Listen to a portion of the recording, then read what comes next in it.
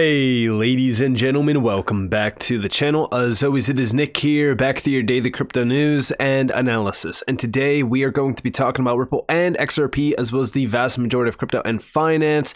And with that being said, I hope everybody's having a beautiful day or a beautiful night wherever you guys are. We are going to be talking about some heavy stuff in this video. So let's first off start off with this article here that got posted by Wall Street Silver over on X. They are saying the Fed chair Jerome Powell says the quiet part out loud. Powell admits that the Fed is just making it up as they go and they don't know how to stop the emergency lending banks need to survive. What have I been saying on this channel for a while now? Ever since we started to see the banks going belly up earlier this year, I said that that was just the beginning. We still have a long road in front of us. Now, yes, is it benefiting crypto? Technically speaking, yes, it is. Remember, crypto will most likely thrive in max inflation eras and also very large chaotic financial downfalls. And as we look at what's going on here, currently speaking, yeah, the Fed is making it up as they go. We also know that a lot of the data that we are seeing in terms of the CPI data, it's falsified information. And listen, you don't even need to look into the information. You know that when they are saying that inflation is going down, yet whenever you go to the store or whenever you're spending on gas or you're paying your utility bills, you know things are still rough in terms of inflation. But outside of this, the article does go in depth on a few things. First and foremost, they do talk about what would happen in March of 2024 when loans begin coming due from the Bank Term Funding Program, which is the BTFP program. And he basically didn't have any thought that far ahead. That's what Jerome Powell basically said. Now, in terms of that, right, when we look at what's going on with the Fed's overall balance sheet and then combined with what we just recently seen in terms of losses at the Fed, this is concerning. So this is remittances due to the U.S. Treasury Wednesday level millions of dollars, and it's actually negative 120,000. This is a very significant amount of money, and this is also showing us where we are at currently. And we do see this is bad, and it's worth noting that it takes a special level of incompetence to lose money when you have a money printer. But it's a deviation from the problem at hand, unrealized losses and future losses at private banks. While discount window use has long since returned to normal and the FDIC is repaying its loans at a decent clip after collecting higher assessment fees from your bank, which is passed on to you, by the way, the BTFP still looms large. And by the way, here's the week average millions of dollars as well. This is the Board of Governors of the Federal Reserve System. And you can actually see how this has essentially started to dry up a bit. And this also shows you the primary credit, the FDIC and other, and then also the Bank Term Funding Program. What do you see down here? It would be one thing if all of the depreciated assets handed over to the Fed as collateral were all Treasury bills because their maximum term is 52 weeks. Since the reason for the BTFP was to alleviate interest rate risk and not default risk, that theoretically would solve the problem and the banks could walk away scot-free. When March 2024 comes around, the asset held by the Fed as collateral would have already turned into liquid cash, and there's no need to repay the principal, but that's not the situation. I'm interrupting this video just to let you guys know that you can get 40% off right now for the next few days. If you go over to DCENTWallet.com, you could save 40% on cold storage devices. We're talking about the single pack. We're talking about the double pack. You could save upwards of $128 right now. So what are you waiting for? Go get your cold storage device and make sure that you are safe this next bull run. Remember, protect yourself, protect your wealth. Now let's get back to the video. Now, this could very well be our Black Swan event that has been brewing just in time for the lead up to the halving around Bitcoin and things like that.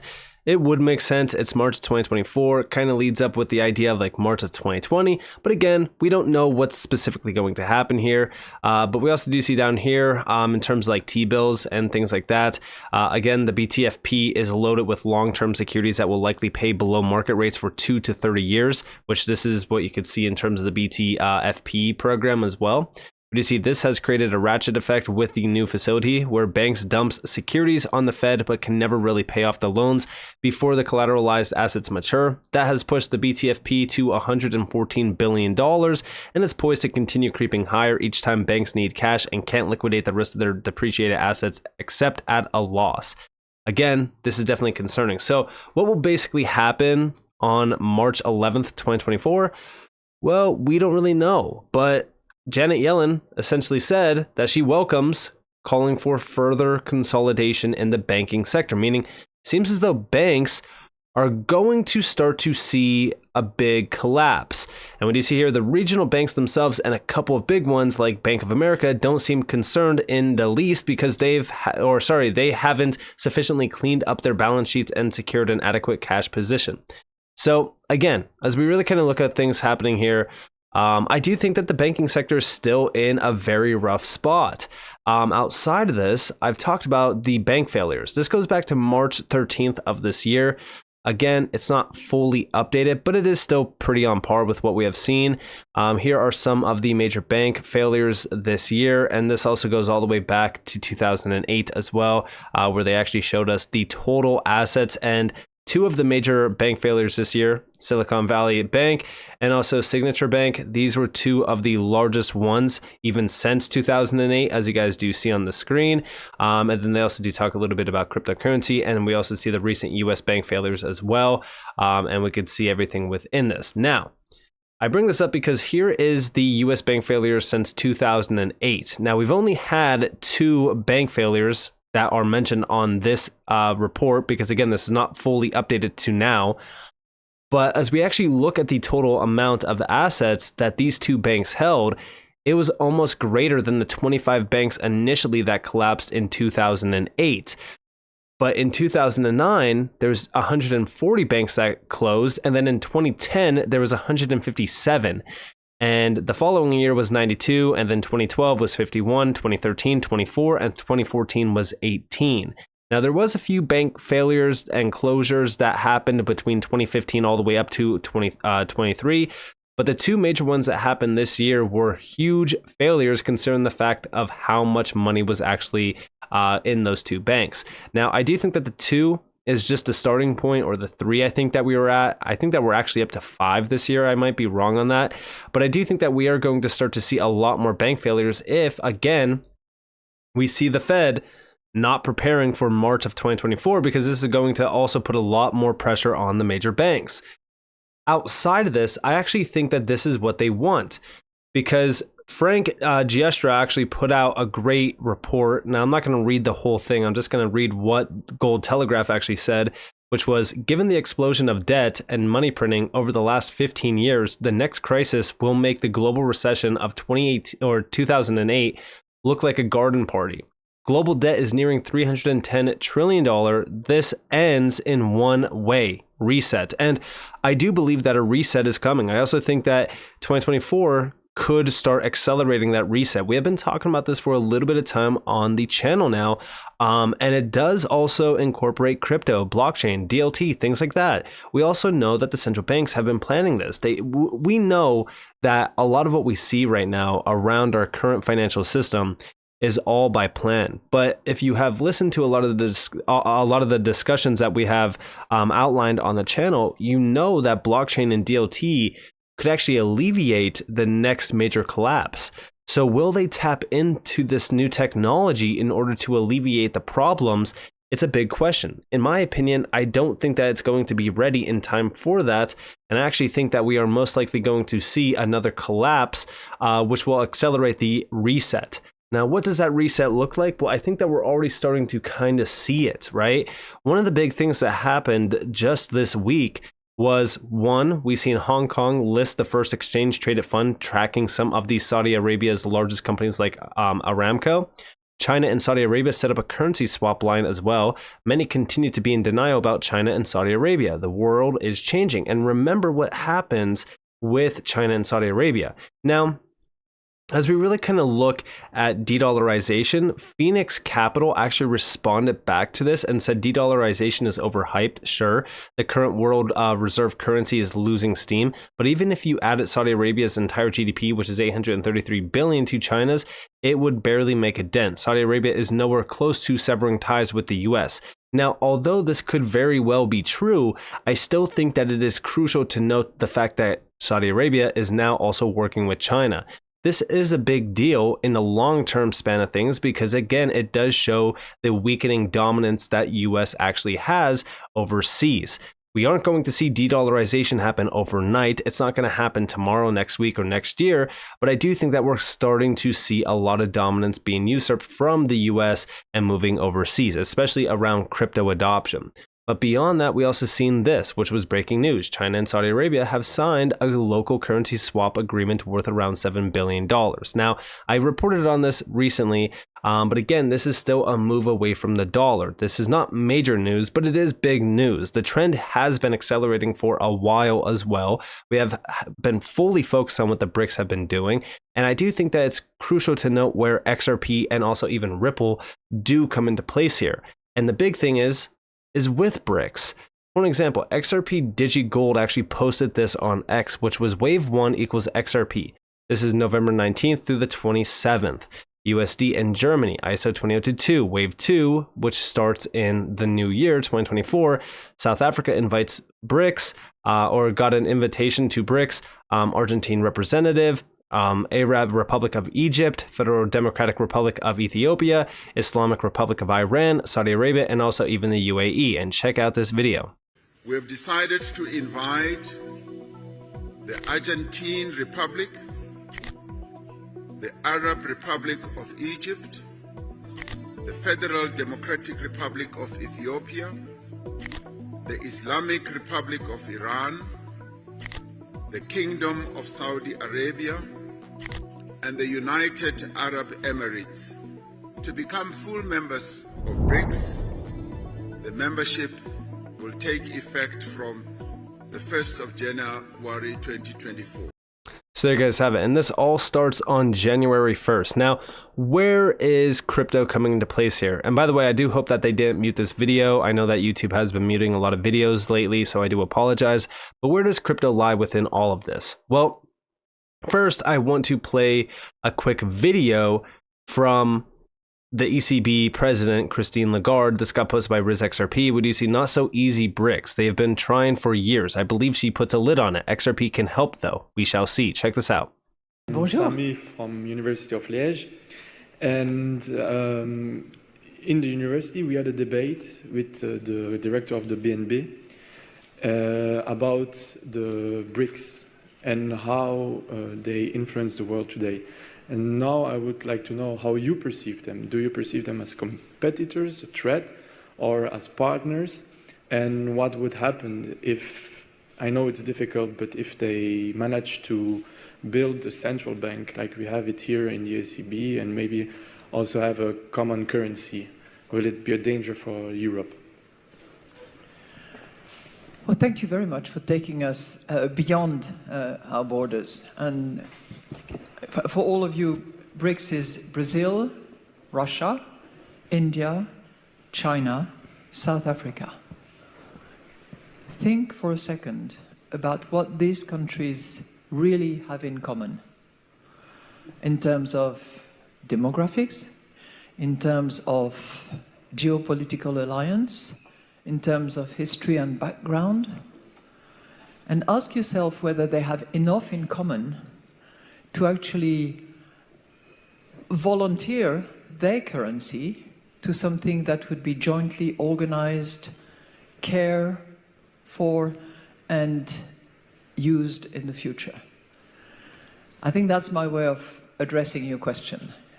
A common currency cannot be just something nice to have that you decide on the fly. It's far more important, and it's an expression of your sovereignty, and you really have to have something bigger than that, something that brings countries together. So, you know, of course, there are discussions and there are common interests, but I don't think that there is that sort of strong foundation of collective sovereignty that would deliver this single currency that they could envisage. You know, they did set up an international bank, I would say probably about 8 to 10 years ago. I don't think that it has generated much by way of even projects. There is an Asian investment bank. There are some development banks that are very active and very efficient, but in terms of having actually a central bank that manages monetary policy in all these countries and looks after the currency, I'm not so sure. So there you guys have it. So she's basically telling us that the BRICS don't have a lot in common in terms of what they align on.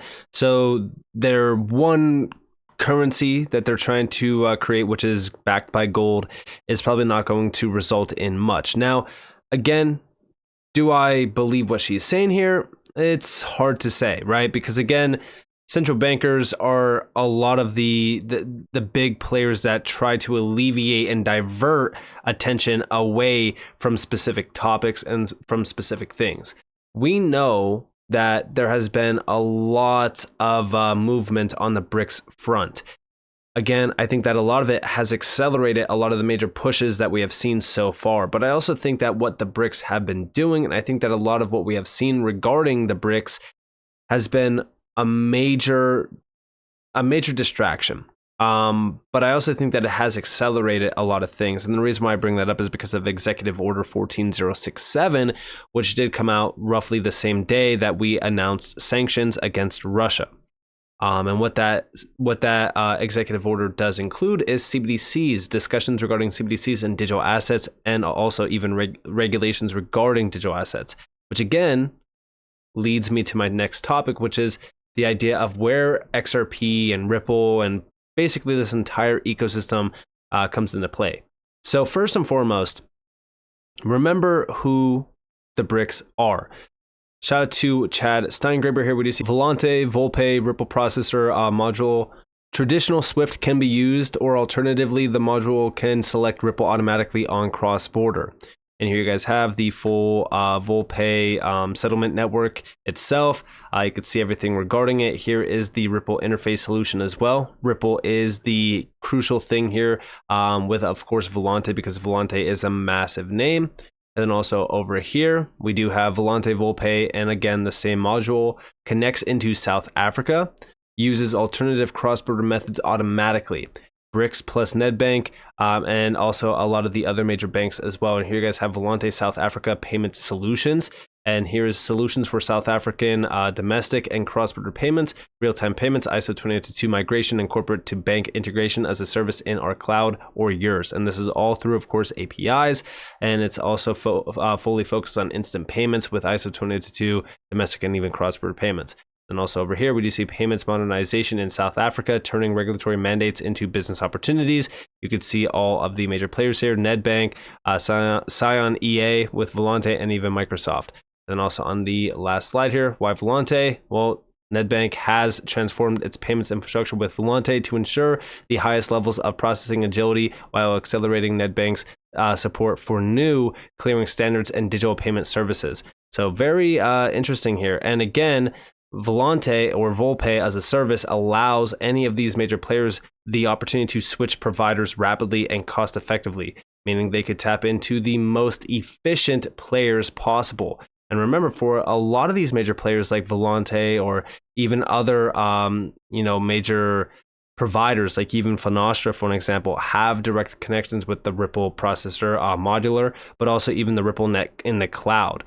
But beyond these major connections here as well, we know that Ripple has become a dominant force down in Africa, down in even Brazil. We also know that they've been working with a lot of these major central banks. There's even reports of them working with the Russian central bank regarding cross-border payments going all the way back to, I want to say, 2019. I might be wrong on that date, don't quote me, but there has been a lot of connections already between these major players and also Ripple. Now, again, outside of all of this, with CBDCs, because we do know that these central bankers are the ones that are really kind of pushing for central bank digital currencies.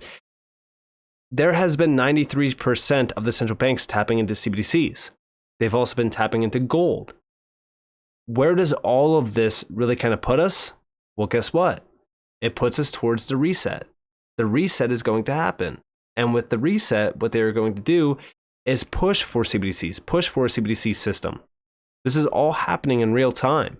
They need major accelerations, and the best way to accelerate everything is to have self-sabotage of our financial system. And I do think that that's what the Fed has been doing.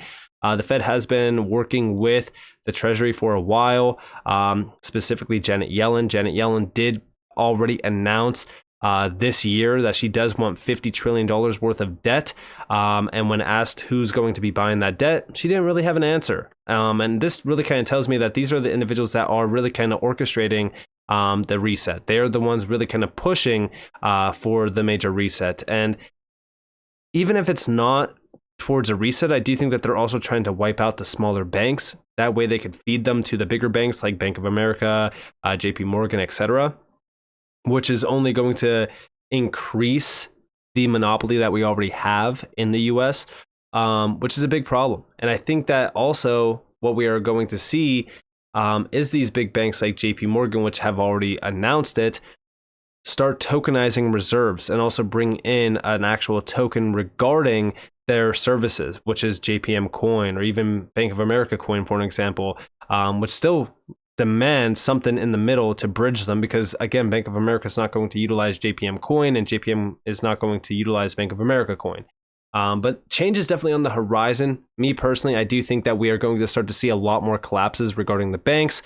We also know that funds within the within the retail sector have been drying up. People are tapping into their 401ks and their retirement plans, which is a big problem, which also shows us that there has been a lot of stress on the retail sector as well. And we're not seeing just yet inflation alleviating, which is another big thing that the Fed has been lying to us about. To me personally, I don't think that the banking sector is as secure as they are telling us, which again is why I still think that a lot of money is going to flow into crypto, because even during March of 2020, we've seen crypto skyrocket because there's a lot more focus on, getting money away from the banks, getting money outside of the banks, and where could they park it? Crypto was the perfect opportunity for them. And even in March of this year, when we start to see banks going belly up, guess what? We've seen a short sell-off in crypto, but then what did we see?